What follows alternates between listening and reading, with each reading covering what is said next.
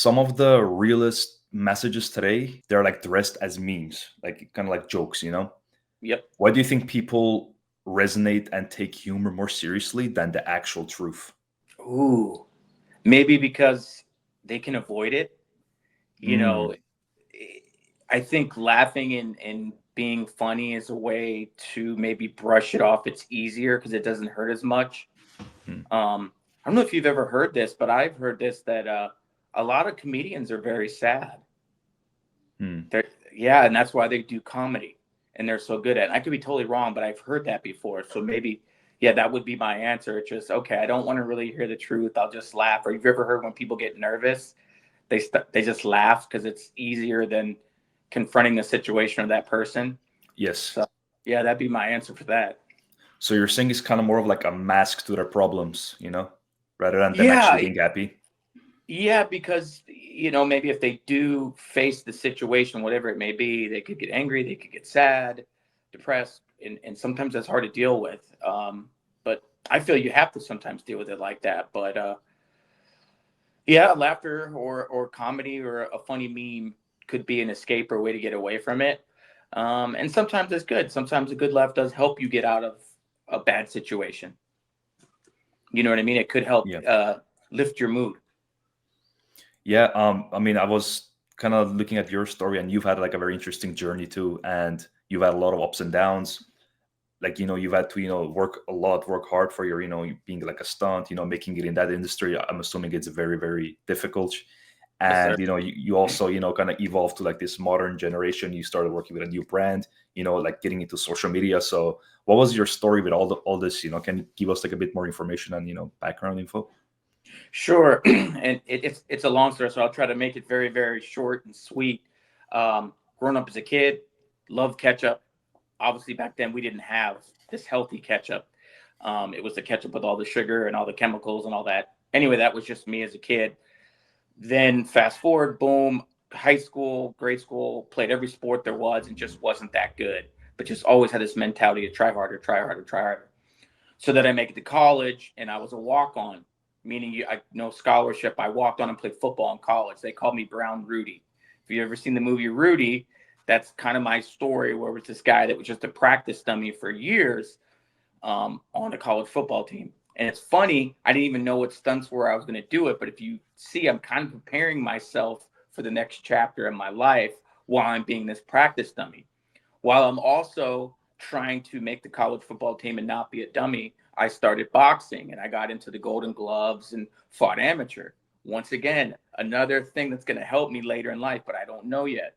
Um, then finally, from evolving from a practice player, my last year of college, I played, I started. It was a cool story. Played in like 7 games, scored touchdowns, had fun. It was awesome. And then it took me 5 years to graduate. And another great thing that came out of it, they asked me to be a coach. So how cool was that to be able to coach young athletes? Then I come to LA, boom, it was almost like being the practice dummy again for 7 years. I was broke, super poor, trying to break into the entertainment business. And it's funny, I was trying to do ketchup videos back then, 25 years ago on YouTube, but it wasn't the thing back then. You weren't making millions of dollars like the kids are now. But I tried, it didn't work out. Then fast forward, had a great stunt career, 22 years, and it was awesome. Saw the world, super cool. Broke out of that 7 years of not working and being poor. And then I retired. And after retirement, my partner was like, "Hey, you've done a year of nothing. You should do something. Why don't you go back to ketchup?" And that's how I became the real ketchup guy. And that's how I found True Made Foods. We found each other. And now we work together. And, I push them all over social media. They push me. It's been a great combination. They're veteran owned and minority owned. I love supporting those businesses.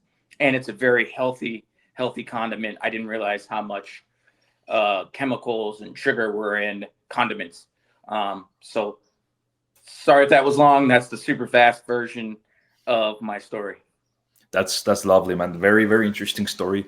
Let's go back to your athlete days when you were playing football, when you started boxing. Why do you feel like you never necessarily like made it as a professional? Was it a sense of like lack of hard work, talent, or it was just like your interest? You felt like it wasn't aligned. Like, what was going on? I mean, to be perfectly honest, I wasn't built to be a professional athlete in any sport. And I'm so glad you asked that question because I think that's what led to being a stuntman. Every sport I tried, I wasn't that good, but I really worked hard. The work ethic was there. It was just my work ethic only got me to average. And when you're 5 foot nothing and 150 pounds soaking wet, you shouldn't even be playing college football. I defied the odds and did it. But just being that size and not very fast, not being able to jump high, or just not having those athletic abilities, you're never going to turn pro. I mean, there's animals 6'2", 250 faster than me that don't make it pro.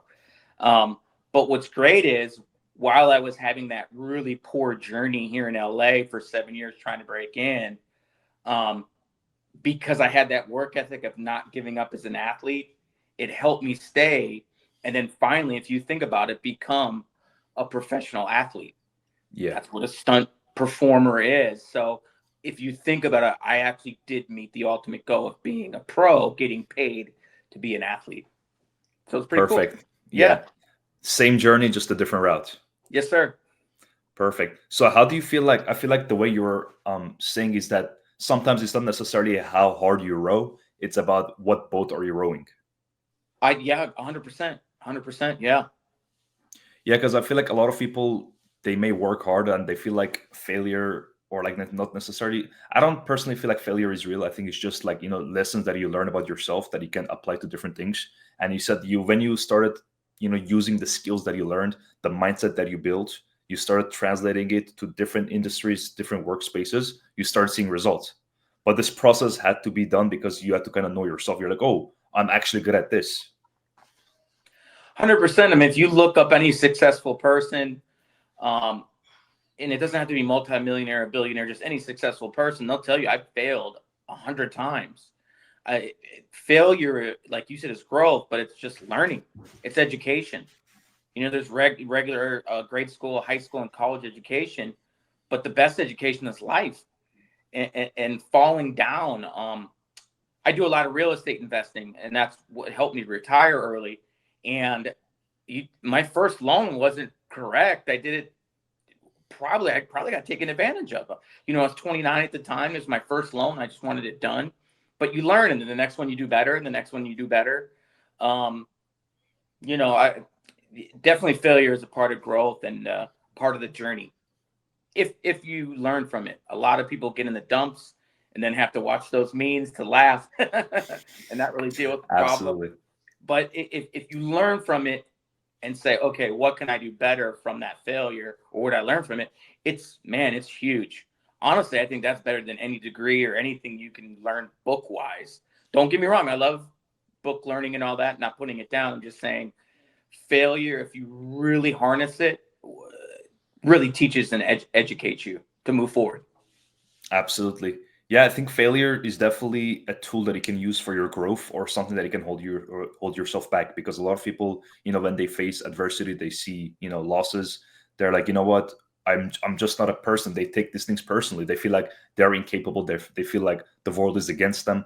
But in reality, it's just a stepping stone. It's a lesson, as you said, and the way you look at it can actually shape how you move forward. And the fact that like you went through those hard things, and in your mind, you're like, you know what? I'm gonna still keep showing up. I'm gonna keep doing my work, but maybe I just have to slightly go to a different route. And then you Yeah. suddenly start making a lot of progress, and that exponential growth came out of nowhere because you were intentional, and you were like conscious of, okay, maybe I should change the direction. I shouldn't give up. I should just change direction.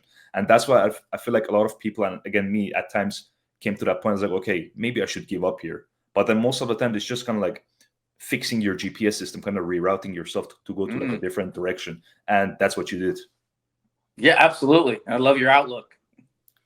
Yeah. And then that led to your, career as a stunt, and then how was that? How was that, being in the Hollywood industry?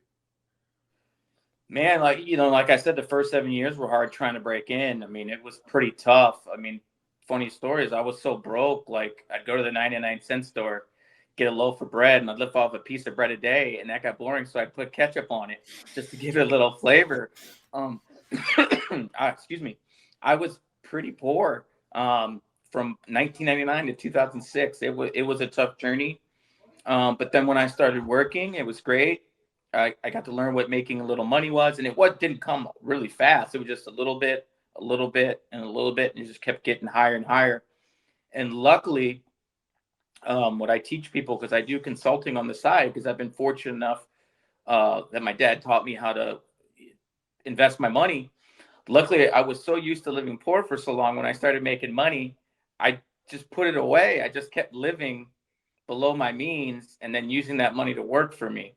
Um, and then as I, kept working in my stunt career, it's not all glitz and glamour like everyone thinks. It's a tough job where you do 12, 14, 15 hours a day. You're in different countries, different states, and some of the stunts hurt. I've broken bones, split my head open, had 13 staples in my head. I still have 2 torn labels in my hips, 400 discs in my back. This is broke. Like, that's after surgery. That's healed. And you can tell it's crooked. Um, so, that comes with it. And then there's just the jealousy and the animosity, and everyone hating on each other because it's so cutthroat and tough to get a job. So lots of backstabbing and stuff like this. I guess that's in any industry, but it's really tough there. Sometimes the environment's toxic. You just have to kind of smile and, do what you have to do. And then work, it's very hard to get work. I was probably part of the 1% that worked, that did well. And I worked 3 months out of the year Hmm. once I was full time. And you have to really know how to manage your time and your money when you're only working 3 months out of the year. Don't get me wrong, we get paid very well, but you have to know how to manage your time. It's very up and down, where you could have a great year, a great month, and then a slow month, slow month, slow year, stuff like that. It's an interesting business. It's not for everybody. Yeah, I definitely know like the Hollywood industry. It's a very quite a shady industry, to be honest. Like I know like you have to be like a built differently, to make it in that industry for sure. And everything you said is very true. How did you deal with that phase of your life that you were like, man, like I have no money, like it's hard, like I'm struggling to live right now, but like how did you maintain your vision on your goal? One great thing was my dad. Once again, just an awesome figure in my life. It's not just money, but he said, "Son, if you don't give yourself 10 years, you're not giving yourself a chance." And I think that helped after 3 years of being really poor. And I was like, "No, my dad said 10."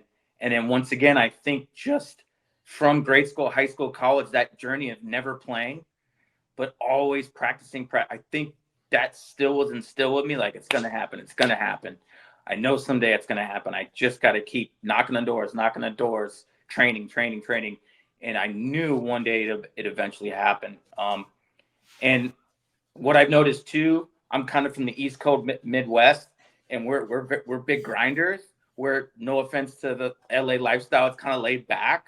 So I Hmm. think that mentality helped me also, because while some of the performers were kind of laid back, waiting for it, I wanted to work. I wanted it bad. So I knew at some point, it's anything in life, not just stunts. If you work hard enough towards it and just have that mentality, like it's gonna happen, kind of no backup plan, which I didn't. I mean, I was living in a box. It was basically a hotel room with a kitchen, fully furnished. Uh, I don't know. I think everything was a line that already happened in my life, and I just took that advice from my dad. Said it's going to happen, and I just kept going. I wasn't going to take no for an answer. Yeah, there was no other option for you, right? You were like, this is, I'm going all in on this. Yeah, and I'm glad I didn't work till I was 30, and I got here at 23 years old. So it was scary, but I met so many great people during those poor times that I'm still friends with. And some are stunts that went crazy in their career, have done awesome stunts and doubled huge actors. I'm so proud of them. And we laugh about all our crazy poor days. Um, you know, it's kind of fun to look back and reflect on it. Once again, it's not failure, it's learning, you know? Hmm. And it Absolutely. helped me. Some people spend way too much once they start making money. It just helped me learn, like, okay, what do I really need? I still have my first car and only car ever. I bought in Ohio, brand new in 1999, a Toyota Corolla. I drove it here across country. I still have it and have nothing else. It's in my driveway right now. A 99 Wonderful. Corolla. Shout out to Toyotas. I'm a big fan of Toyotas. I have a Toyota myself. I love it. I mean, I'd Yeah. rather buy assets than another liability. So I just kept that car. And stunt people used to make fun of me on set, be like, "You still have that old toy? Why not? I'd rather buy a rental property than a car Yeah, or buy interesting. crypto." Exactly. So I'm interested to see like how I know like you said it took you a long time to make it in that industry. How did you deal with like I'm not sure if you had external pressure from family, relatives, friends. How did you deal with that? I know it's tough. They're like maybe you should give up on your goal. Maybe you should change what you're doing. Like people are like constantly, they're right. They're right, but it's like nah. Another day I'm gonna go. Another day I'm gonna push forward. How did you deal with that? Man, you have great questions today because it was funny. My dad was the one that told me to, gave me that great advice. Him and my mom were like, you're almost 30. What are you doing with your life? You're broke. You have nothing. Uh, there was definitely some pressure there, but I'll never forget. They told me to quit in college too when I was playing football because I kept getting hurt. They're like, "What are you doing this for? You're not getting paid." And something just told me to do it, and that turned out well. So I think when I knew they told me to quit after 3 years of taking a beating in college, I'm like, all right, it's been 3, 4, 5 years here, and I am getting close to 30. And by 30, you should be financially set, so to speak. It's got to break. Something's got to happen. But it was tough. A lot of family and friends were worried. Even friends from college that would come visit, they were professionals with great jobs and 401ks and health benefits. And they're like, what are you doing? Hmm. I had 7 roommates at one time just to afford rent. And I didn't even have a room. I lived out in the living room on a cot.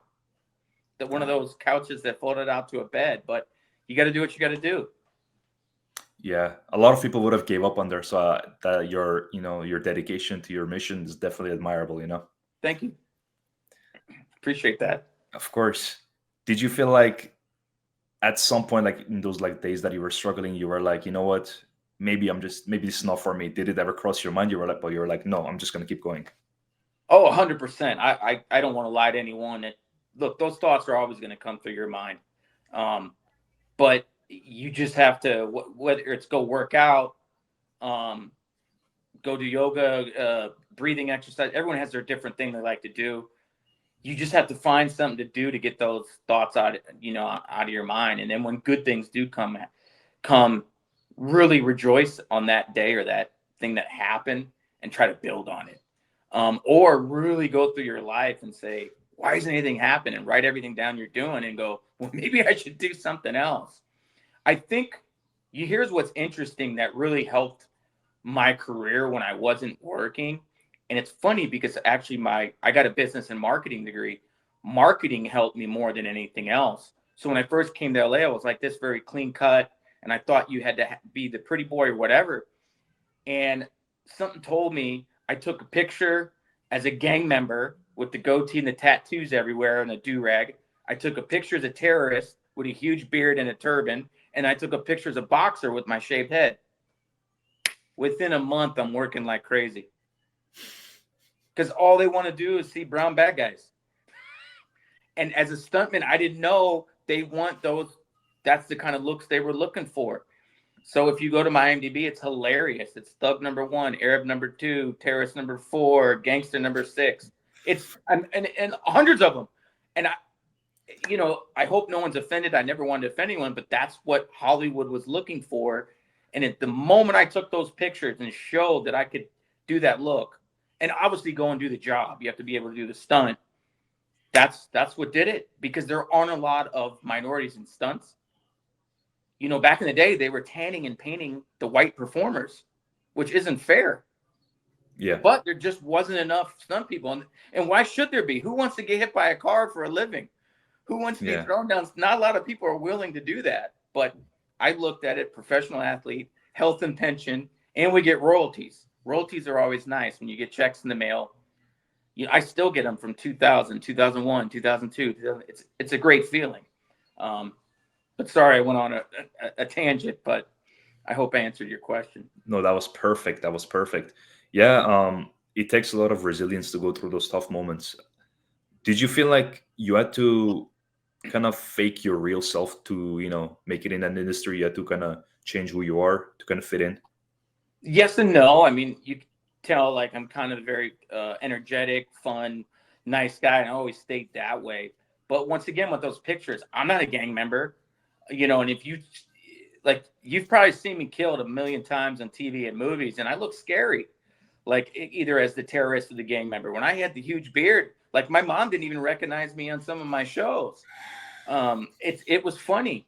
So in that aspect, yes, you have to fake it. You have to fake to be mean, or you have to. Yeah, I had to shoot people. That's not who I am. Like I box, but I don't like to fight because boxing's more of a chess match. I enjoy that in the competition. Yeah. So yeah, I stayed the same. Everyone knew me on set, like, oh, he's a little happy dude, the boxer, and he's cool. But once it came to playing the part or getting the job, yeah, you kind of have to fake. Yeah, I'm from the streets, or you know, this and that. What was the most difficult thing that you had to kind of learn in that industry that you feel like that's the reason a lot of people don't make it in the stunt industry?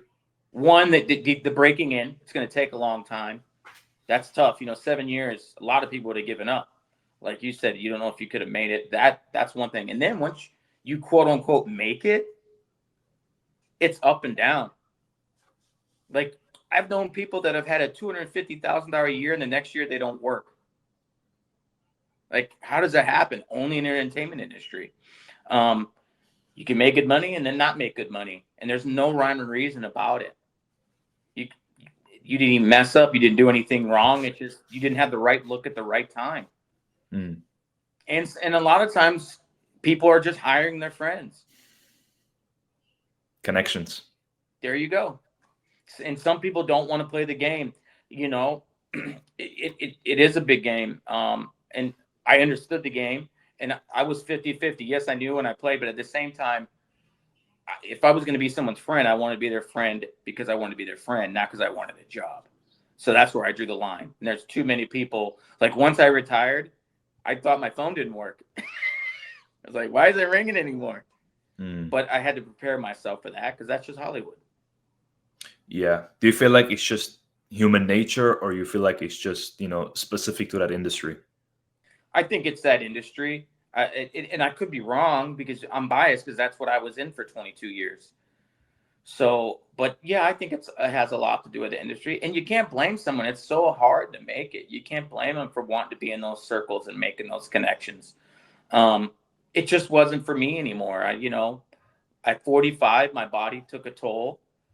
Getting hurt, my mind was taking a toll. Having to try to play those games and do this and that, and maybe work, maybe not work. Um, I just didn't want to be around a toxic environment, and if someone else disagrees with that, that's fine. For me personally, I'm not right or wrong or better than anyone. It's like it was time for me to move on, and just I just because I like to spread love and joy. Not that people there don't, but it's not as much, if that makes sense. Mm. Did you kind of had to like play the game, to kind of maneuver through those ups and downs to make get some connections for your roles? You felt like it was kind of draining your soul, or you felt like it's part of the job that you're doing, and it didn't really necessarily cause a lot of internal chaos? Because I feel like a lot of people, like at least for me, like as you said, like sometimes like you don't want to necessarily sacrifice your personal values and your ethics because of like a certain job or a certain role or a certain thing that you're doing. Did you feel like you had to do it or no? Luckily, no, I think because I just stayed true to myself. Um, I had great parents that instilled that at me. I just stayed true to who I was. Just didn't get into like this person don't like this person, don't hang out with this. Everyone hating it. I was nice to everyone, even if I might not have agreed with some of the way people were. I just want to go to work and do a good job and go home. And if people were my friends outside of that, that's great. And I just try to spread as much positive energy as I could. And there were certain ways you could get jobs, and I just didn't do it. I know a lot of people would personally email. It's called the stunt coordinator, or go to this personal Facebook, or that's where I drew the line. And I could have worked a lot more. I just, whatever contacts came out that was the quote unquote correct way to do it business wise, that's what I did. and I just try to show up with a smile and do my job and go home. Are there other ways you could do it? Of course. Could I work more? Of course, but I don't know. I just want to stay true to myself. And it's so funny because you remember how I was talking about how all those other things led up to being a stuntman, stick it in there with the sports. And here I say about staying true in the entertainment business. It was getting me ready for this. So this is True Made Foods. And after every video, if you see me, I say, stay true, which is so random and funny. But Yeah. that's all I try to do in my career as well. So kind of, I don't know. It's kind of cool and funny that True Made Foods found me and I found them. And that's like my tagline for them and all my videos. Just It stay true. connected. Yeah. This is a bit of like off-topic question. You don't have to necessarily respond, but like, have you ever been invited to like a Diddy party or something? No, not a Diddy party. Not a Diddy No. party. No, not a Diddy party. I do a funny story. When I first started, I started as an extra. Yeah. A lot of people don't know what an extra was, but it's the people in the background. I started like that. And then you become like, there's a thing called a stand-in where you just kind of get the lights ready for one of the main actors or whatever. And I did that for a while. And that's how I broke in the biz and got, a little bit of money and got union. And I'll never forget, I got invited to a rap party, my first one. And I was so excited because, the whole cast and crew's there. And I'm just kind of having drinks, eating food, dancing by myself. And this particular female came and started dancing with me. And she was like, why are you dancing by yourself?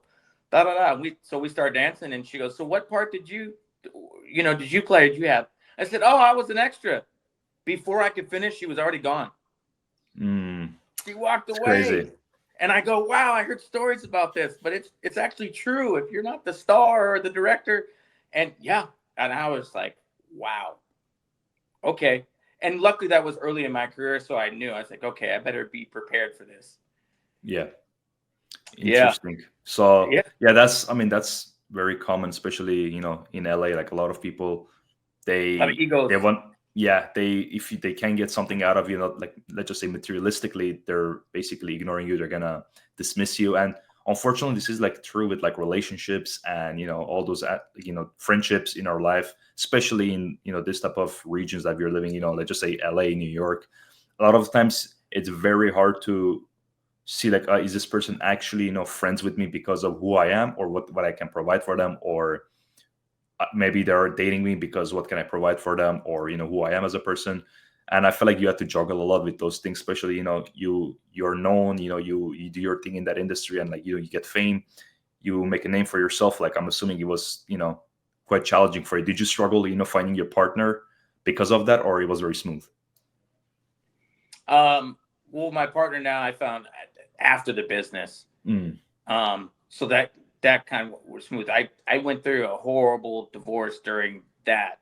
That's a whole nother can of worms. Mm-hmm.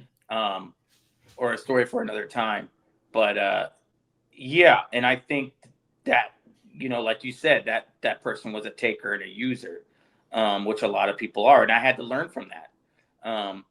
So you are correct. It's not just in the biz; it's in relationships. It's in everything. Mm. If you had to give like one advice for the younger generation to to pick the right person for themselves, what would it be? You got to find someone who's very like-minded like yourself. If Mm. you're very money and goal-oriented, you want to find someone like that. Granted, you guys can be different, and you want to find a team player, someone that wants to push you, and obviously you want to push them. Um, you have to probably want the same type of parenting techniques as well, because if you don't, that could bump heads. Um, you probably want someone that's, if you're good with money, probably around the same. If you're a good investor and they're a good spender, I don't know if that's going to work, but and then someone with a good heart and a good soul. You know what I mean? And you could tell, like, and the reason I know, like, I brought up my car.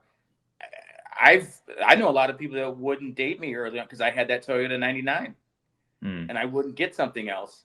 And some of my partner's friends now tell her to tell him to get rid of it, but she will never tell me that. So you want someone that wants you to like you for not materialistic things, I for see. Yeah. for who you are. Yeah, 100%. Yeah, I feel like especially in my generation, I'm 23. I think it's quite different than your generation.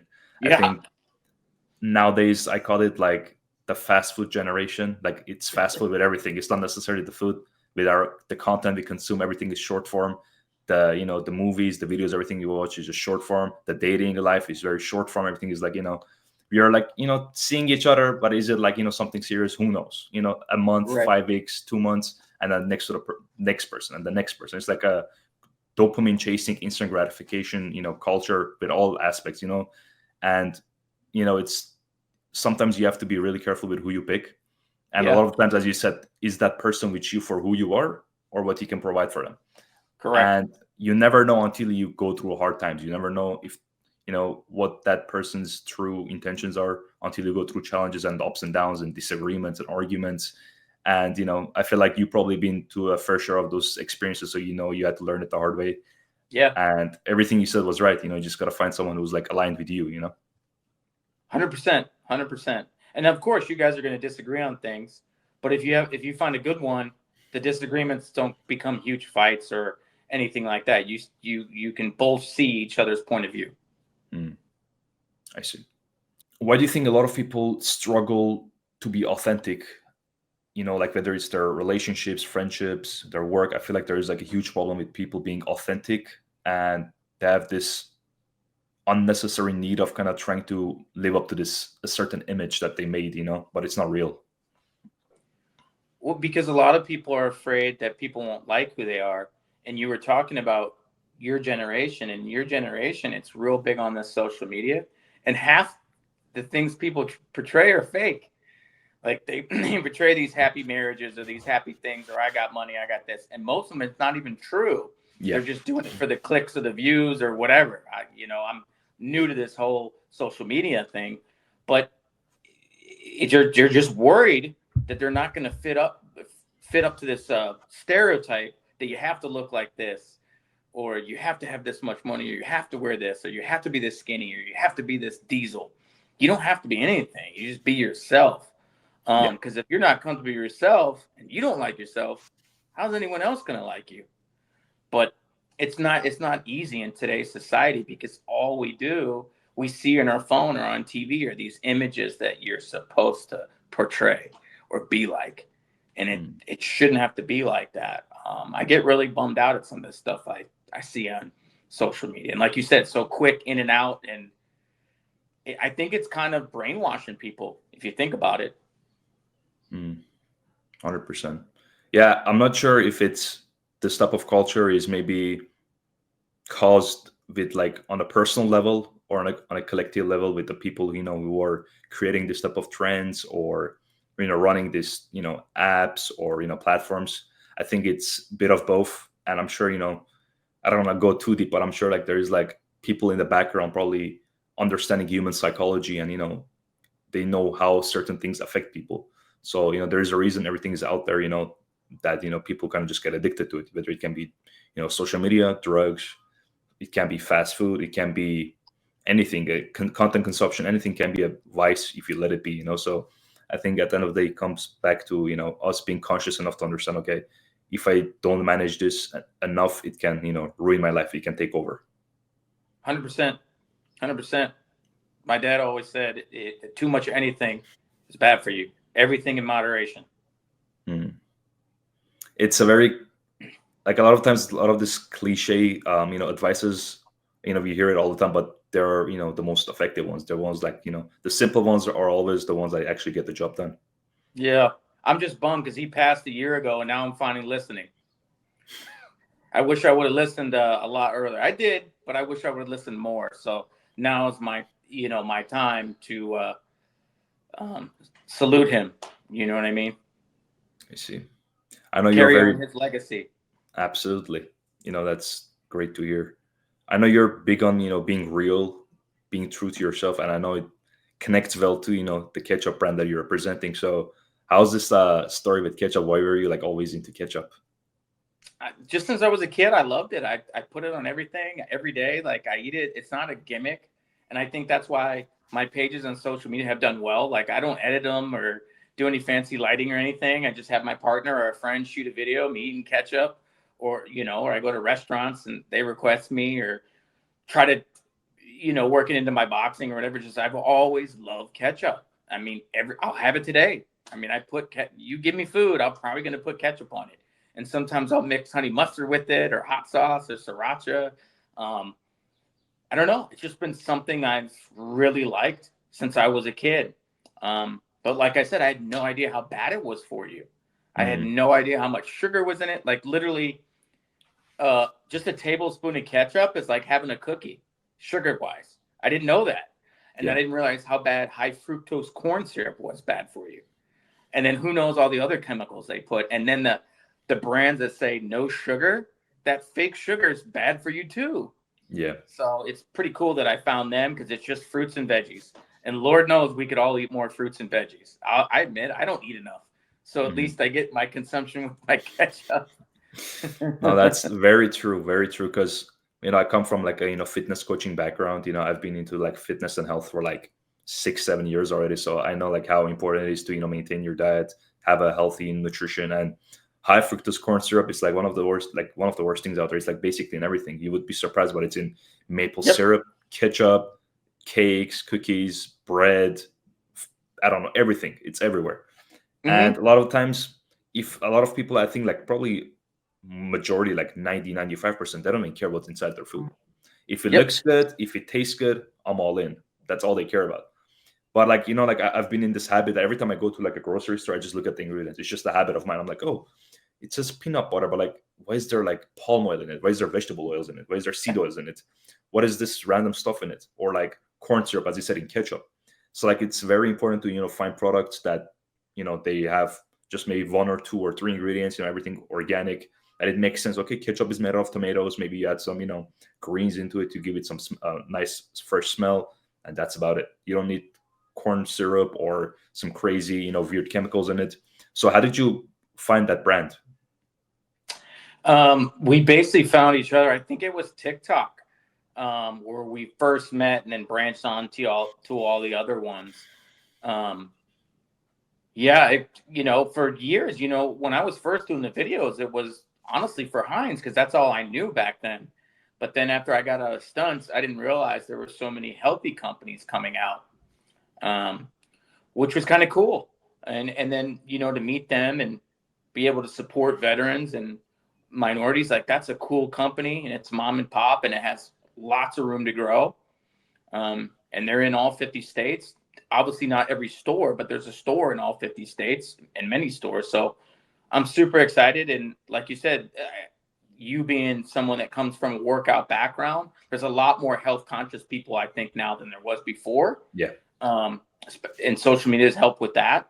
So I think more people are looking into what they eat. I never looked at the ingredients till I found this company. Now I look at everything like you do. Yeah.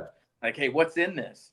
And True Made Foods helped me with that. And they have more than just ketchup, but mustards, barbecue sauces. So I'm super pumped for me and True Made Foods, and I'm also pumped for other companies that are trying to do the same, just make things healthier for us.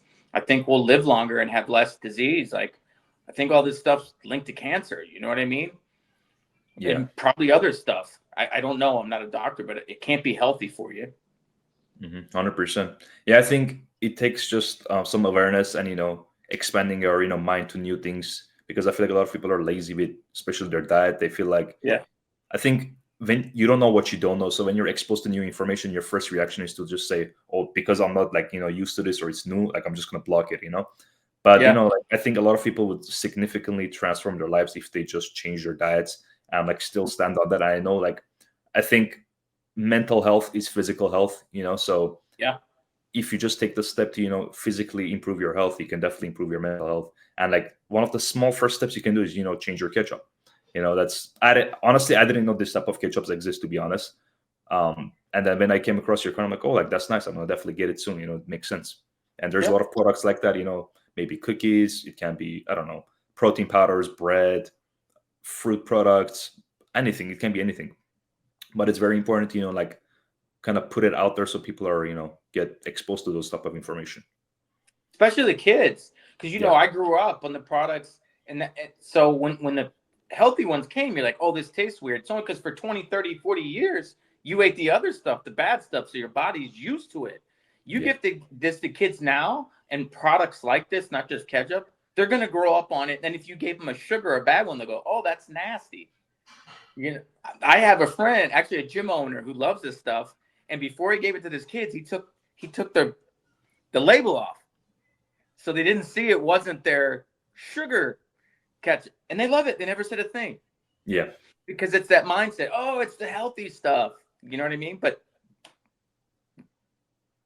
if you start at a young age, which I think more parents should do, these kids are going to grow up a lot better, I think, than I did, or a lot healthier. Yeah. Yeah. I think health is something that's very underspoken, especially in our society. And like I'm not like I graduated from high school. I want to say like 5 or 6 years ago. So I'm kind of like still remember what they were teaching, and it was just like most of it was just nonsense, to be honest. Like Yeah. the way they were teaching was like this doesn't make sense. Like outdated information, the food pyramid, it just doesn't make sense. Like uh, this doesn't necessarily apply to everything, but whenever something is portrayed, from the government or the media, just the public media, anything they say, I just do the opposite, and I always get better results. I don't know if it works for everybody, but for me, this has been perfect. Hey, good for you. I think that's a great thing. I mean, Yeah, I definitely do that, and I told you I'm a big investor. I always do what everyone else is not doing. Like when the market goes red, like it just did, I was buying, buying, buying, buying, buying. yeah, Everyone else was freaking out, but I bought, and then guess what happened? It went back up. So I love your mentality. Um, yeah, yeah, man. Don't be one of the sheep. yeah. I think in order to be a one percenter in everything, you cannot do what the 99% does. It's just Uh, like very simple things. But I feel like a lot of people, they tend to be scared of being that black sheep, like because it's not common. You're scared of, putting yourself out there. But I think social media has slightly helped with that, even though it also made it more extreme because you get more exposed to it. But there's also a lot of people who agree with you. They know, yeah, like, there is like a lot of things that, it's very common out there. Everybody like kind of agrees that it's like general information, but it's bad for you. It can be like, corn syrup, it can be, products like that, and like the Heinz ketchup or all those stuff, like you don't know what's inside it. But a lot of things like that, those small things that a lot of people agree that it's okay, it's not a bad thing. You can have it here and there, it's not gonna yeah, kill you. Yeah, like most of the times, yeah, it's sure. But like when you add that mindset to 50 other products, it can be, I don't know, the things you consume on a food level, the content you consume. Oh, why are you watching this show? Oh, I don't know, everybody's watching this. Oh, why are you going to this game? Oh, I don't know, everybody's going to the thing. Like when they start like just doing things because like other people are doing, it's like very easy to get lost from that one small thing. They're like, oh, it doesn't affect me, this it's not going to kill me. But that mindset can actually like hold you back in a lot of aspects. 100%. Yeah, I agree. Yeah, Definitely agree. of course. I think with the ketchup itself, like true, it's called True Made, right? True Made Foods. That's Yeah. correct. And I see that's four ingredients, right? Tomatoes, apples, carrots, and squash, right? That's correct. And then I'm kind of confused with the duration. How long does it last? Is it like a long time, short time? Like regular ketchup. I mean, as soon as you open it, you put it in the refrigerator. And for me, it doesn't sit very long, but it could sit for a while like a regular bottle. Yeah. What type of But things you do? wouldn't want to. It's if you Yeah. want real like tomato flavor, this is it. Mhm. Like a lot of my friends will say, "Man, I want to make a Bloody Mary out of this," or because it's so tomatoey. You know what I mean? And I love that. It might be weird for some people at first, but you're getting a real tomato. You know what I mean? And then the sweets are just coming from the apples and the squash and stuff, which is pretty cool. Yeah, that's very, very important. Like, what are some things that you put in ketchup that you feel like a lot of people don't? Because I'm gonna be honest, like for me, like in the Middle East, like I come from Iran, and for Okay. us it was very normal to put on like ketchup on pizza, So when I do it here, everyone's like, "You put ketchup on pizza?" Like I don't know, like it's just normal to us. I love that too. I trust me. I got yelled at on a few videos for putting on pizza, steak. I love it on everything, man. Yeah, It's just me. It's not right or wrong. It's just I've always been like that. I love ketchup. People get mad at me when I put it on steak. Um, yeah, I love ketchup, but I do like I said, mixing stuff with it. Different hot sauces, sriracha, True Made Foods, honey mustard. I love mixing with it. Some of their yeah, barbecue sauces I'll mix with it, but it's ketchup. It's always my main staple. yeah. I think again that comes once again, people just being open to try new things and being authentic. Like I mix a lot of like ingredients that people are like, what? You put honey on eggs? You put honey on, I don't know, dates? Mm. Like it just doesn't make sense. but it just tastes good. I don't know. I just like to mix stuff, just like you said, just try things out. That sounds good. Yeah.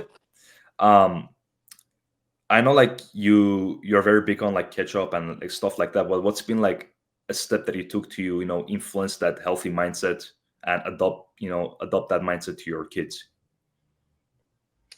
I think my mom helped growing up. I remember growing up, even though we didn't have as healthy food as we do now, she tried to get the healthiest back then. So I think it was instilled back then. Like Yeah. I never had soda till I was an adult. Mm, Soda wasn't allowed in our house. And if you think about it, like soda or pop, whichever you call it, is not good for you. absolutely. Um, yeah, so I think from an early age, even though it wasn't pushed too hard, it's just, I could tell my mom was trying. And I was born in the 70s, so you can imagine trying to find in the 70s and 80s healthy stuff. I don't think it was around. Yeah. But whatever she could find, she did, which was cool. And I'm glad she tried. And I think that helped. And then now finding True Made, and even before I found them, there's Primal Kitchen, there was Sir Kensington's. I think there's a couple other companies I was looking into. Um, Once I found them and then finally found True Made, I definitely learned because I had no idea. Yeah. Yeah. How are you able to, you know, give that mindset that you have with the healthy stuff to your kids or to the next generation of young people? I'm trying to. That's what I'm trying to. That's why I did social media. Supposedly it's a young person's game or whatever. Um, and I'm almost 50, but I think it helps the kids laugh or they get disgusted, but at least the video will make them think. Because I do Mm, have fans, but I also have haters. But I bet you a few of those haters are going, wait a minute, let me take a look at this. Let me see what this is really all about. And they'll yeah. probably look at their ketchup. And probably realize, wow, this is a lot of sugar. And some won't, like you said, some won't care. But I definitely think that the videos I have and all the different sites definitely are putting awareness out there for young, middle, and old. Yeah. It's cool. I have a lot of fans from all different ages, sizes, colors, shapes, countries. It's pretty cool. And they'll Mhm. send me videos doing stuff with the ketchup, and then I'll Yeah. repost them, which I think is pretty cool too. So No, that's wonderful. Yeah, I think the healthy stuff, even though, like sometimes it can be a bit, outside the box for some people because they're just not used to it. I think the fact that you're, planting those seeds, through the content, maybe not right now, maybe like in a couple months or a year or two, those seeds are going to grow and eventually they're going to take action on that. I think so too. I was out the other night, and one of the moms in our groups, she said, "Yeah, my son saw one of your videos, and she's like, I want to get the ketchup guy ketchup." And then the mom looked at one of my videos I put up about how bad ketchup was. Like it's just this processed paste that goes through the machines and dumped it. She had no idea. So now she only buys this. And why wouldn't she? She has a son that's 8, 9, 10 years old, something like that. And she wants him to grow up because he loves ketchup like me. Yeah, And if you have a young kid like that, why wouldn't you give him the healthy version? And absolutely. and here's what's interesting because you just touched on this. So she goes, "Yeah, I didn't know about your brand, and I bought him a organic brand." And I go, "Which brand is it?" And I'm not going to say or hate on anyone, but I go. She told me, and I looked it up on my phone. High fructose corn syrup, but it's organic, and it's supposedly no sugar. And I'm Yeah, like, "Yep." Just because it's organic, people, doesn't mean it's good. yeah. Just Those because it's buzzwords. natural doesn't mean it's good. Read the ingredients. If there's high fructose corn syrup or fake sugar, it's not good. Anything man-made put in it is not good. 100%. Yeah, like a lot of those marketing terms, like the people just get into, oh, it says natural. Oh, it has like, organic stuff. Like just read the ingredients, you'll see what's going on inside it. Yes, sir. Yeah, it's just very confusing for some people. It's like just on a surface, like at least, I feel like my parents or like, just more like, people like when they're getting stuff for their kids and stuff, they're like, oh, it just says natural and organic. Let me just get it for them, like very easy. Or they don't necessarily put too much emphasis on what they feed their kids. They just want to, give it to them so that they don't maybe complain or they're not hungry. But, those small decisions compound with how the kids grow up because food is very important. Like I'm lucky that at least a good 10, like I came here when I was 14 to America. I was lucky that I had a lot of good food in Iran, because like over there there's like less processed stuff. It's still the industrial stuff is growing over there for sure, but it wasn't like this. Like it's not like America. So I was Yeah. like lucky to be exposed with like real food. So like my foundation of like my health was built, strongly. But like a lot of people growing up here, they have to like, especially on the parents, they have to kind of like work hard to find like good products, good food, so their kids can be actually raised in the right way. I agree. And it's tough because why are all the healthy stuff so expensive and all the bad stuff so cheap? So you Yeah, can't blame the parents if you think about it, because it's hard to make a living and raise kids, especially in LA. So they're going to go for the cheaper stuff just so they can afford rent or their mortgage or whatever. So it's tough. I wish they would, kind of change that. I wish the healthy stuff would be cheaper and the yeah, bad stuff would be more expensive. But I guess that's another talk for another day. yeah. I feel like, yeah, you said like I wish it was a bit more cheaper, but the thing is like a lot of people don't even cook, so they just get stuff from outside, like fast food. Yeah. And it's funny, if you don't spend that money on fast food and just spend the same money on actual food and real food, you can get more food for your money. So in Yes, real, sir. you have to maybe spend some time cooking it, but you're gonna get more money and more food. You're gonna get more quality and like better health. So I think it's a win-win. Absolutely. I agree 100%. We try to eat in as much as we can. And then you got to get out of the house here and there. And then even when we go out, we try to eat as healthy as possible Yeah, while we're out. But who knows what they're putting in that health food when we're out. But we try. yeah. We try as much as we can. That's all about that. As long as you try, as long as do those little actions, they build up. Yes, sir. To wrap things up, like what's like a message that you have like for the next generation? It can be I think anything. kind of what I was touching on before. Never give up on your dreams, ever. Don't let anyone give up on your dreams, especially if you're 100% set on it and passionate about it. If you definitely are, don't let anyone deter you or make you stop. But Mm. if you're not 100% set on it, I don't want to say don't do it, but you got to really ask yourself those questions. Don't read a meme. Like, really want to do it. Because if you don't, it's going to show and it's not going to work out. But if you're really passionate about it, something you really want, anything, doesn't have to be stunts, that could be anything, personal trainer, whatever you want to do, coach, fireman, policeman, I don't care, whatever. If you really want to do it, it'll happen. But don't let anyone tell you can't. Use that energy of telling you can't to keep you fueled. At least that's what helped fuel me. When anyone told me I couldn't do something, that would fire me up. I just want to do it even more.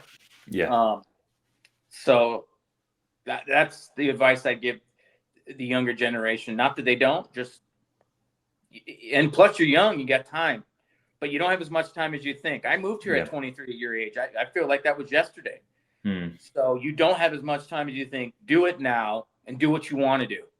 Don't do, like you said, what everyone else is doing just because it's cool. Just go for it. Go for what you believe in and have fun doing it. And if you make mistakes, who cares? It's not about the mistake you made. It's what happens after you get up and what you do after. Perfectly said. That was lovely. Thank you. Anthony, like I really appreciate you for coming on. I learned a lot. Like I always say to this guest, like I like to learn from my guests too, because it's really interesting, and I'm sure the viewers get a lot of good information from you. So it's been a pleasure to have you on, and I wish you the best for the future. Thank you so much. And thank you so much for having me. I learned from you as well. And I hope all your listeners and my listeners enjoy it. I'm sure they will. And I appreciate your realness and authenticity. Thank you. And thank you again for having me. Of course.